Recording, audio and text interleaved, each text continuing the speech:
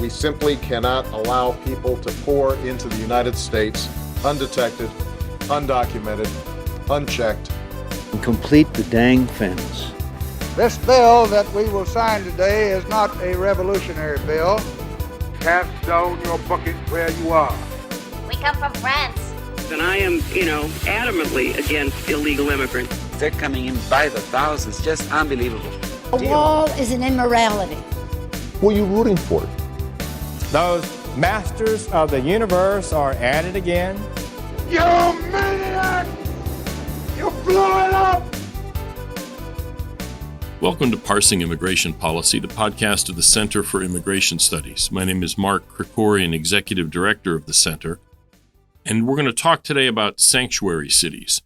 And the reason for it, what's new, is that we have updated our sanctuary map. We have, as far as I know, the only map of sanctuary jurisdictions around the country.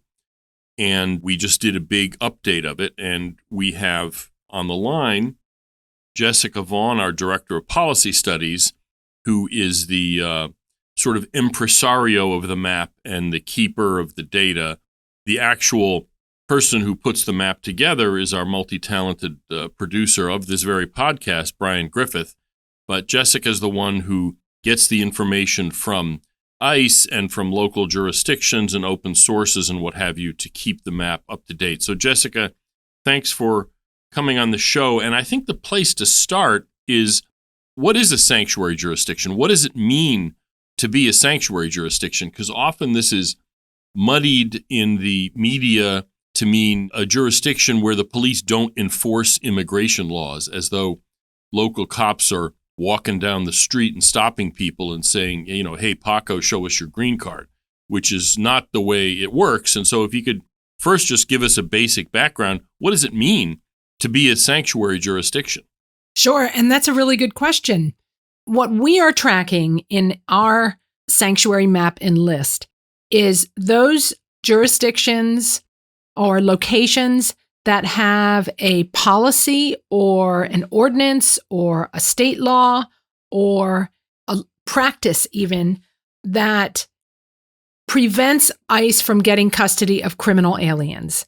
And the main form this takes is in refusing to honor ICE detainers that they issue after someone is arrested and they get their fingerprints, and ICE determines that this is a deportable person who's been arrested, and they file a detainer with the local law enforcement agency that has custody of this person and says, hey, we have probable cause to believe that this person is deportable, and we want you to hold this person for us or notify us when this person is going to be released so we can take custody of them.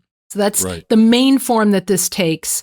And most of the jurisdictions on our map and list are there because they have said that they will refuse to comply with ICE detainers.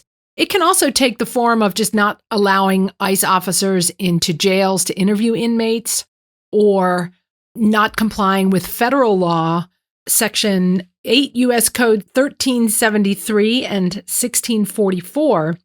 And that section of federal law says that no state or local jurisdiction can have a law or policy that prevents local officials from communicating with federal immigration authorities.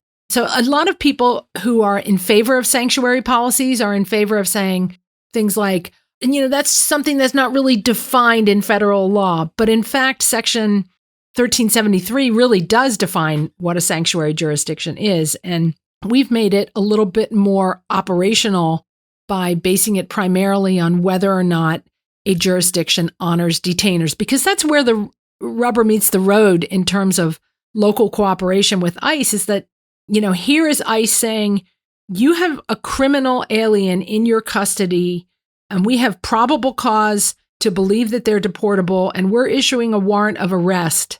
So we need you to hold them so we can take custody to remove this criminal from your jurisdiction. And that local law enforcement agency is saying, nah, and just releases the person back to the streets. Right. And that's a public safety problem. So before we go on about the new jurisdictions we've added and what have you, the idea of sanctuary policies isn't totally new. Obviously, it's been around for a while, but mainly it was a relative handful of big cities. That's right. And over the past decade, it's become a widespread phenomenon, which is why we need the map rather than just say New York, Los Angeles, San Francisco, and that's the end of it. So what is the reason it's become such a big deal? What changed? The main thing that set off this proliferation of sanctuary policies was the implementation of a program called Secure Communities. And that happened over the course of a few years, from about 2008 to 2012. And that program linked up the fingerprint databases around the country so that every time someone is fingerprinted after a local arrest, those prints are sent to the FBI's national repository and also to ICE so that ICE could compare it with its database of fingerprints that have been collected from any non-citizen that has come into contact with them, so that ICE can tell very quickly if someone who has been arrested locally is someone that they know about, and they can very quickly make a determination on whether they're going to take action against that person.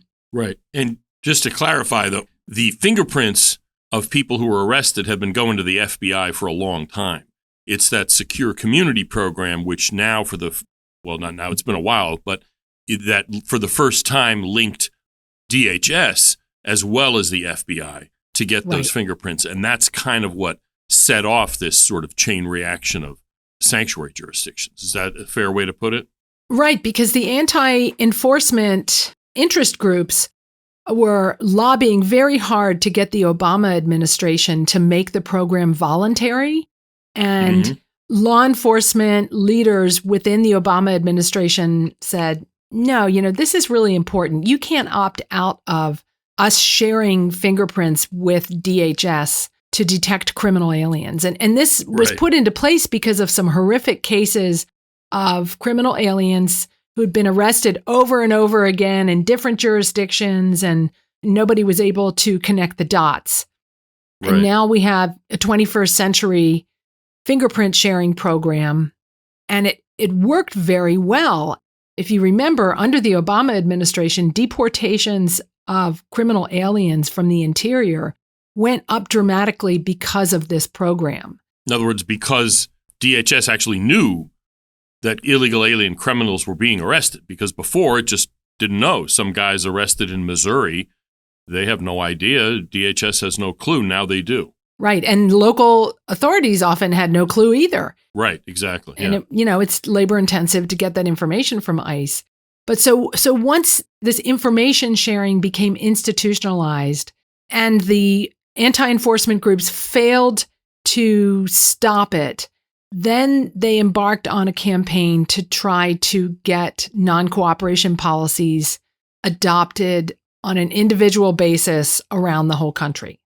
Interesting. And just to be clear, to go back to your definition, basically, of what is sanctuary policy, sanctuary jurisdictions are explicitly protecting criminals from the immigration consequences of their actions. This has nothing to do with people who don't get arrested. These are people who are arrested for non-immigration crimes. They're drunk driving, selling drugs, beating up their girlfriend, whatever it is. And then it's determined that they are deportable, and it's those people, those criminals, are the only people that sanctuary policies protect. That's exactly right. They are most definitely protecting criminal aliens, shielding them from being taken into custody by ICE, and actually interfering with ICE doing its job. Right. So this latest update, where do we get the information from? And this latest update is from ICE data, so it's not like we're making this up. If you could sort of go into how do we know who is and is not on our sanctuary map, and what's the information about the latest update?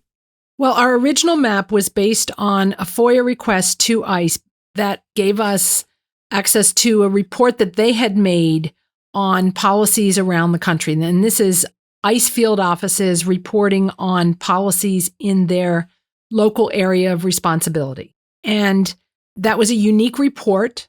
And then under the Trump administration, they were releasing information on a weekly basis about which jurisdictions were releasing individual criminal aliens, along with a criminal history on that person who was released. So it was very granular data, but they stopped doing that. So since 2017, we haven't had any information coming directly from ICE about who was not cooperating with them. So we've been able to keep our map up through open sources mainly, watching the news media, having people alert us to things going on in their jurisdiction. And in some cases, local officials contacting us to say, hey, we see that we're on your map. How do we get off of it? And then we explain to them how to do that. But I learned recently that ICE had started tracking sanctuaries within the last couple of years. So we submitted a FOIA request and got a response. This is a Freedom of Information Act request, just yes. To be specific. And did we have to sue, or did they actually just give it to us when we requested? I don't remember if we had to actually sue or not, or if they just responded to us very promptly. But we do have the information. But we do, yes. ICE released 2 of the recent reports. They call it the Detainer Acceptance Tracker. And they keep the information in a slightly different way now than they used to. And people may notice that who've been watching our map. Now ICE is listing correctional facilities, not political jurisdictions. So, just jails and state prisons, not, Cook County, Illinois, that passed an ordinance. Now, we're going to keep tracking those on our map and list as well. But this particular report provides a list of exactly how many jails and prisons around the country are not accepting ICE detainers or accepting them in a limited way. And it turns out that about 17% of all the jails in the country are not cooperating with ICE fully. Interesting. Yeah, and it's about 13% that are not cooperating at all with respect to detainers. They say that there's 4,156 correctional institutions in the entire country. And of those, 551 will not take detainers, and another 146 do not give ICE enough time to collect the criminal alien from before they're released. As far as I'm concerned, it's pass-fail. So if you're in either one of those categories, you're on our map now. So that second category could be they tell ICE, hey, we're going to let somebody go in 15 minutes. We've now done our job. Good luck getting him, kind of. In other words, that's still a sanctuary jurisdiction because they're basically intentionally not enabling ICE to take that person into custody. Absolutely. And that's a good example because there was a case in Sonoma County, which has long been a sanctuary, California, where they had a guy in custody who had beat up his partner, and they called ICE and said, hey, we're releasing them in 15 minutes. And the ICE office is more than 2 hours away. And they released the guy, and he went on to kill the woman that he had beat up before. And then when the news media started covering it, the sheriff said, hey, I gave ICE notice. We told them we were about to release, but that's not adequate notice. And that is a sanctuary policy, and it's dangerous. Now, and California is a good example. The new version of the map has one marker on California because the whole state is a sanctuary now, rather than sort of specifically listing whatever, Sonoma County and San Francisco and LA and what have you.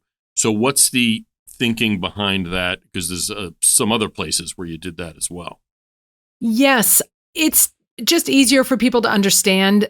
The reason so many jails are not cooperating with ICE in California is because of a state law that was passed a number of years ago that forbids them from doing it. And if you talk to a lot of sheriffs in California, you'll find out that they would very much like to cooperate with ICE, but they are not able to under state law.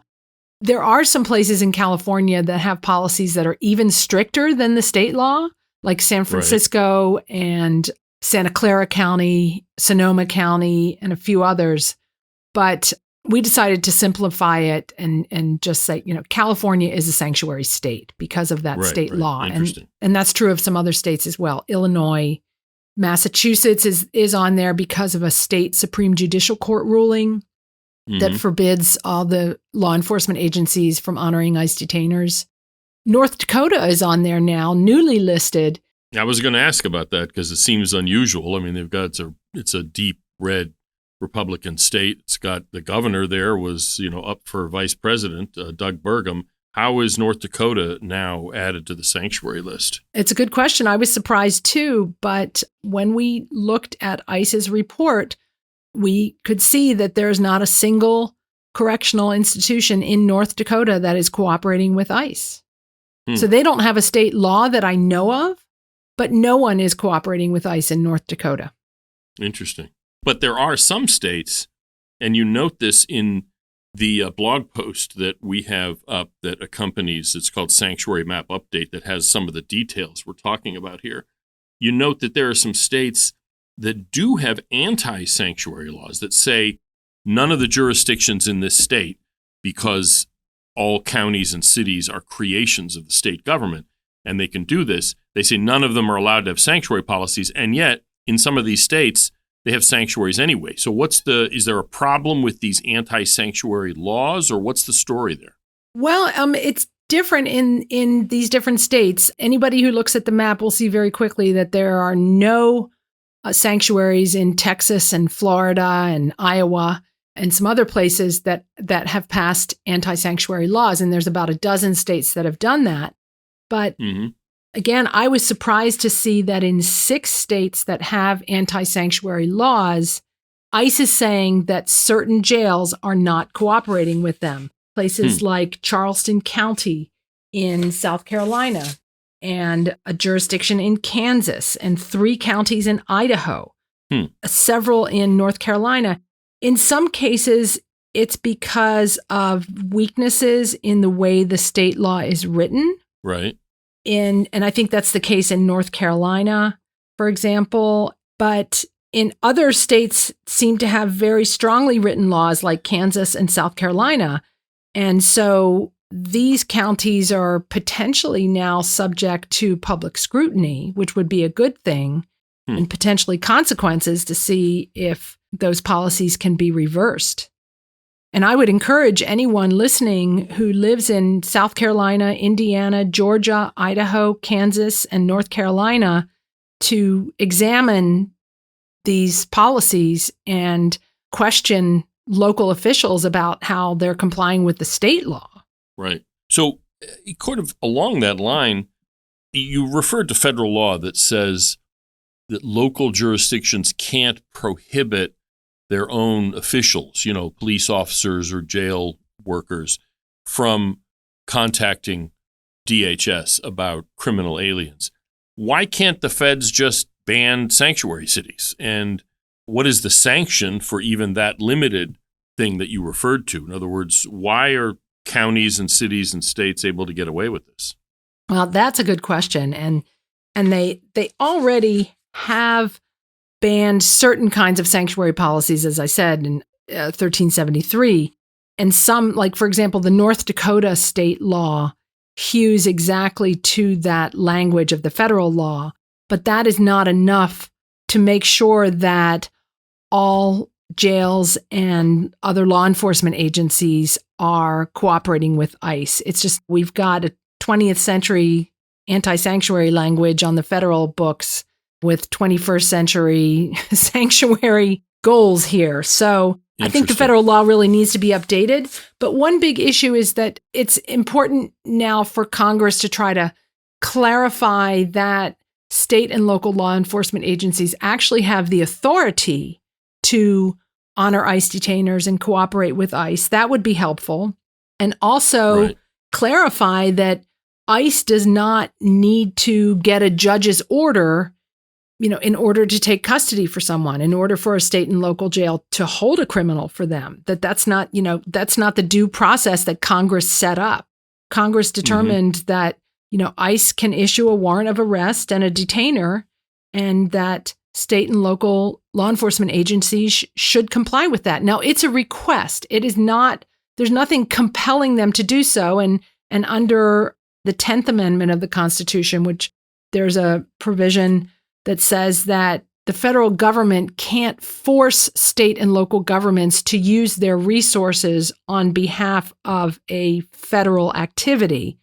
Now, you'd think they'd want to use their resources to rid their communities of criminal aliens who can be removed, but the feds can't force it. So that still leaves another option for the feds, and some states have done this already, and that is to simply say, well, in Texas and Florida, they've said you can't be a sanctuary.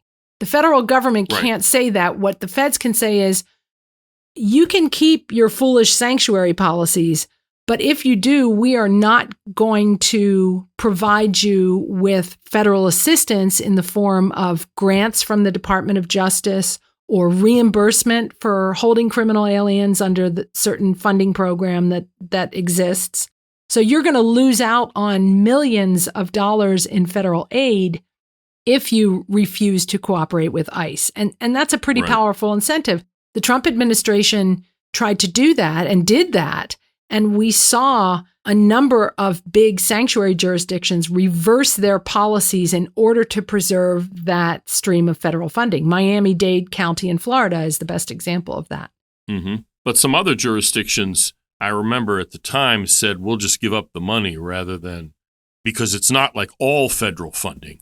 The feds actually, the courts have said you can't do that. It has to be federal funding that's related to the policy that is at question. And so they can't just say, okay, no highway funds if you don't honor detainers, but they can't deny them, law enforcement related Department of Justice funding. And I think it was San Francisco, maybe I'm remembering this wrong, said, yeah, well, we'll just live without it because it's more important that they keep illegal alien criminals in their jurisdiction. Right. And Los Angeles did the same, if I remember correctly. Right. Yeah. And the basic conceptual problem here, as you suggested, is that a state can ban sanctuary policies because every county and city within a state is created by that state government, whereas the states are not created by the federal government. In fact, it's the opposite. The states created the federal government, so the federal government doesn't have direct control because a state is a parallel sovereign entity. The money issue, the purse strings, is the one tool they have. And actually, you had written a piece, and we'll put this in the show notes as well, that there are some sanctuary jurisdictions that are still getting money from some of these Department of Justice programs. Isn't that correct? That's right. There are tens of millions of federal dollars, taxpayer dollars, that are being distributed for law enforcement grants to sanctuary jurisdictions that are stiffing ICE with one hand, and with the other hand, they have their hand out to take federal dollars for law enforcement programs. And specifically, one of these programs is reimbursing, at least partial reimbursement, for the costs of imprisoning or jailing an illegal alien. And there are several jurisdictions that are taking that money, but also preventing ICE from removing the illegal aliens. It's Kafkaesque. Right. And it's almost like they're double dipping. They're releasing this criminal alien to reoffend so they can get them back in their jail and get reimbursed again. Although it's really only pennies on the dollar that these jails get, but still, it's absurd. Insane. I mean, you'd think they would not want to have criminals who could be removed remaining in their community. You'd think that would be enough to get them to drop the sanctuary policies, but no, they don't see it that way. Like I've said before, it's open borders uber alles. I mean, there is no issue that won't be sacrificed in order to keep immigration, essentially open and unregulated. And I should add, there's a lot of them use the excuse that they need to have these non-cooperation policies because if they don't, then all immigrants in the community will cease to trust local authorities and they won't report any more crimes. And so, the police won't be able to solve any crimes. That's nonsense. We've shown that. Steve Camarata and I have shown that using the Department of Justice data, that, in fact, immigrants report crimes sometimes at higher rates than the native-born population. So that is just a manufactured excuse for these policies, which are really political in nature. But one that's widely parroted in the media almost as though it were a fact. Well, another couple points I wanted to bring up. First of all, did anybody come off of the map? I know you have worked with a number of jurisdictions that complained, and some of them we took off. So how has that worked? Well, yes, we have this year removed a number of jurisdictions, for example, several in Pennsylvania, who learned that they were on our map from some citizens in their jurisdiction who saw the map and said, that doesn't sound like our sheriff. Why aren't we cooperating with ICE? And alerted the local officials to it. And then usually the county attorney or some of the county supervisors got in touch with me and asked what they could do to change their policy to ensure cooperation with ICE. And they had been under the impression that a particular federal court decision in Pennsylvania prevented them from cooperating with ICE. So I was able to show them how that was a misunderstanding of this particular decision and help them rewrite their policies in order to bring them into cooperation with ICE. So that's something that we're happy to do. I'd be happy to help anyone in local government or state government work through some of these issues and, can share policies that have been adopted in other jurisdictions. And how would they get in touch with us? Just the general email, or isn't there a specific email for the sanctuary map? I'm not remembering if there is or not. No, we have the Center for Immigration Studies mailbox, or they can get in touch with me. My email address is on our website also. Yeah, they could just email. I mean, the easiest way is just center@cis.org and just have sanctuary or something in the subject header, and that way we can deal with it. So, in fact, we've gotten a number of complaints too, which was kind of funny because you CC'd me on these emails where a jurisdiction will indignantly say, "We're not a sanctuary. How dare you? You're just a disreputable advocacy group making this stuff up or something." What do you do in those kind of instances? Yes, I've actually had one county official say to me, "What gives you the authority to list my county as a sanctuary?" To which I wanted to reply, Section 501c3 of the federal tax code or something. Right. But I try to explain to them, especially in the case of this map update, we're putting them on the map because ICE has said that they are not cooperating, or sometimes because, we can read their policy. Which was enacted by them. But the ones who complain, usually it's because ICE has listed them and they're not aware of what has been going on at the jail, or they're somehow in denial of it. And another particular case was Delaware County, Pennsylvania, where they have insisted that they are fully cooperative with ICE. Another is Loudoun County, Virginia. Mm-hmm. The sheriff of Chapman of Loudoun County was recently quoted in the news media because they've had all these horrible cases of criminal aliens released there. He insists that they are fully cooperative with ICE, and yet they are listed on this most recent version of the ICE report saying that they are not. So perhaps ICE is mistaken in some cases. Right. Perhaps not. I'd be happy to see that resolved and be able to take them off the map. We don't like listing jurisdictions. We want this list to be as short as possible. But 17% of jails not cooperating with ICE is too many. Right. Well, obviously we'd prefer having a sanctuary map with nothing on it at all. Right. And we're not going to get to that point anytime soon. But just to reemphasize what you'd said, if someone either has information in their community that their jurisdiction is not cooperating with ICE, or if you see that your jurisdiction on the map is listed as a sanctuary and you think it shouldn't be, or you're told by your local officials that you're not, contact us at center@cis.org.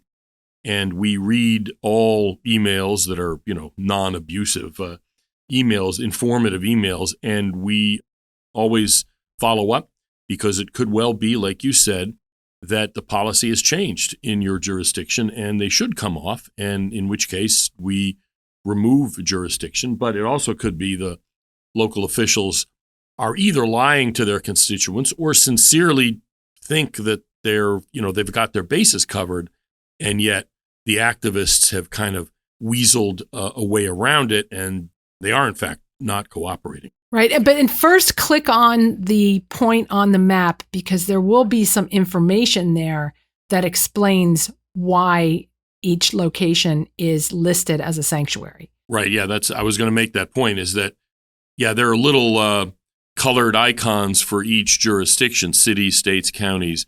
And if you click on it, there'll be a little pop-up window that says, the name of it, but also then has a link to the reason the jurisdiction has been designated a sanctuary. So there's a lot of detail in there. And hats off to you, Jessica, and to Bryan for putting together and maintaining this map. It's apparently our most visited web page, if I'm not mistaken. And as much as Google may not like to highlight it, if you Google sanctuary city map or something like that, it pops up right there, if not the first listing, one of the first ones. So this is something that is a valuable resource. Nobody else does this. And obviously, we'll be updating it with new information in the future. Just as a last question, did you get any sense from ICE how often they update this document on their part that we got a hold of? They update it roughly monthly. Oh, really? They okay. skip some months, but almost every month they do issue an update. Okay, good. So we will update our map once we get new information, either from ICE or from other sources. In the meantime, Jessica, thanks for coming on, and thanks for maintaining this valuable resource for public information. And we will have you on in the future to talk about it again. Well, thank you. And really many, many thanks to Bryan also for his technical support on this and helping make sure that this is a really useful resource for people. Thank you, Jessica. And as a last note, this week is the Democratic National Convention, and the center's a nonprofit. We don't get involved in, electoral politics, but there was an interesting development in the platform that the party adopted. There's supposed to be a speech on immigration. It hasn't happened yet as of the time we're recording this, but it's likely just to be another, political speech. But what I thought was interesting was that the platform adopted by the party explicitly endorses something called the U.S. Citizenship Act, which was introduced right after the Biden-Harris administration took office. So in January 2021, introduced originally by Senator Bob Menendez of New Jersey, who has subsequently been convicted of corruption and driven out of the Senate. But the legislation would have amnestied all illegal immigrants who were in the United States as of 3 weeks before Joe Biden's inauguration, would have allowed illegal immigrants who had been deported to come back and get amnestied, and would have increased legal immigration. It really was one of the most radical immigration provisions ever introduced in Congress. And there's a couple of things that are interesting about the current Democratic Party platform embracing this legislation. They falsely called it bipartisan. It was not, actually. In no version of it were there any Republican co-sponsors. But when it was originally introduced by now former Senator Menendez, it was kind of a box-checking exercise. In other words, nobody had any illusions that it would go anywhere. None of the Democrats even the co-sponsors made any effort to move it forward. It was understood to be for show. In other words, kind of throwing scraps to their most rabid anti-borders supporters. And so it was introduced. They had, press releases and what have you in 2021, and that was the end of it. Well, the fact that it has been explicitly embraced and at some length in the current Democratic platform, I think sets up a kind of interesting contrast. And just by the way, we'll have in the show notes, a link to the platform, and you can look for it. Just search for citizenship. And also a detailed series of analyses we did on the legislation at the time. But the contrast it sets up really is pretty clear between the two parties. Now, how much of a role this will play, it's not clear. There's obviously all kinds of moving parts in any election campaign and even in every individual's decision about who they're going to vote for or vote against. But it does really set up a clear contrast of visions where one party essentially is opposed to the enforcement of immigration laws, even though there's language in the platform about making the border more secure, what have you. Fact is, this U.S. Citizenship Act, which has been reintroduced in the current Congress, because every 2 years you have to reintroduce legislation, and it would now have amnestied everybody who came in illegally before January 1st of 2023. In other words, if it's introduced again in the next Congress, it'll be everyone who entered illegally before January 1st, 2025. This really does highlight how one party essentially doesn't believe in any limits on immigration, that there should be no limits and there should be no enforcement of those limits. And the other party, for various, for all of its contradictions and ambiguities in what the Republican stance is on immigration, particularly what President Trump's stance is on immigration, nonetheless is strongly and I think sincerely in favor of enforcing immigration laws. It really does set up a clear contrast, as opposed to the old days where there were always some Democrats who really were for immigration enforcement. Those people don't exist anymore. And there were some Republicans, frankly, a pretty large number of Republicans, who were opposed to meaningful limits on immigration. I think it's actually useful for the political development of the debate and ultimately for getting better policy, for there to be a clear, or a more clear anyway, focus between two different parties so you can have a debate and vote on which perspective and which stance is preferred by the public, allowing the policymaking process maybe to proceed more constructively than it is now when the issue was more kind of muddied, if you will. So in a sense, I actually am pleased by the fact that the Democratic platform has so openly embraced this U.S. Citizenship Act, which, like I said, is arguably one of the most radical pieces of immigration legislation ever introduced in Congress, because it sets up this contrast, and hopefully the public can then look at these two options and educate itself and then make an educated decision about which way they would like the country to proceed. That's it for this episode of Parsing Immigration Policy. This is Mark Krikorian, Executive Director of the Center. And like I'd mentioned earlier, if you have any information about your jurisdiction's sanctuary policies or any complaints about it, and if you have any criticisms, complaints, or suggestions about the podcast itself, please email us at center@cis.org. We do look at all constructive, non-abusive emails, and we cherish any suggestions, compliments, and frankly, even complaints that people make. And if your podcast platform allows you to rate or review this podcast, please do so. In the meantime, hope you will tune in next week to the next episode of Parsing Immigration Policy.